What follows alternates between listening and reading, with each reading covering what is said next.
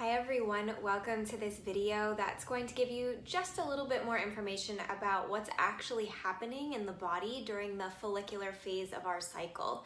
So first of all, let me just clarify, there's some discrepancies or a little bit of a difference in how some practitioners talk about the different phases of our cycles, and each of us are a little bit different, so this can get a little confusing. So I'll just create some clarity right off the bat. So oftentimes practitioners talk about our cycle happening in two phases, really. The first phase is the follicular phase of the cycle, and that happens from day one of full menstruation. We're talking like full blood cramps, flow, all the way up until ovulation. That's the follicular phase of our cycle. And then after ovulation until the start of menstruation, that is the luteal phase of our cycle. So that's one way that we can break up our menstrual cycle. But when we talk about having 4 phases to our cycle, we're just including ovulation and menstruation as 2 standalone phases, okay? So from the first day of menstruation until the last, that's our menstrual phase, and that's phase 1. Then the first day that we have no flow up until ovulation, that's the follicular phase of our cycle, or phase 2. And then we have ovulation, that's phase 3. And then the luteal phase is phase 4. So that's what we're talking about when we're breaking up, for example, our yoga sequences and these activities and meditations into 4 phases. So we're talking about 7 to 10 days after menstruation right now. The energy of our follicular phase is a rising energy. We're starting to get more of that yang energy in the system after a very yin menstrual phase, where we feel a little bit more introverted, introspective, reflective. And you can go back and watch the menstrual phase video for a little bit more information, but it's a great time to actually be discerning, to look at the past cycle of 30 days and what we're feeling ready to maybe let go of or release some grip from, and what we're really feeling ready to step into.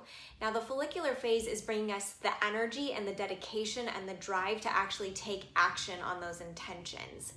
So this is a great time to begin to ideate or brainstorm or heartstorm new ideas for projects, to make connections or reach out to people and let them know, like, hey, I would love to collaborate with you on this, or hey, I'm starting this new exercise routine or eating style. Would you be my accountability partner? Or do you want to do it with me? That's a great time to start taking little action steps like this. So as an age, the follicular phase of our cycle is connected to our inner child or adolescence. It's a time of feeling new and expansive and open in the world, but that also means that our heart is very open and unprotected. I really feel like that's beautiful. It's a beautiful thing to walk through the world with an open heart, but just know that it might also feel a little tender. So if you're not quite ready to put your ideas out into the world and stand fully confidently in them, that's okay. This phase is just giving you the energy to start, to take that first step. In the body, physiologically, we are getting ready, or our body is getting ready to potentially house an egg.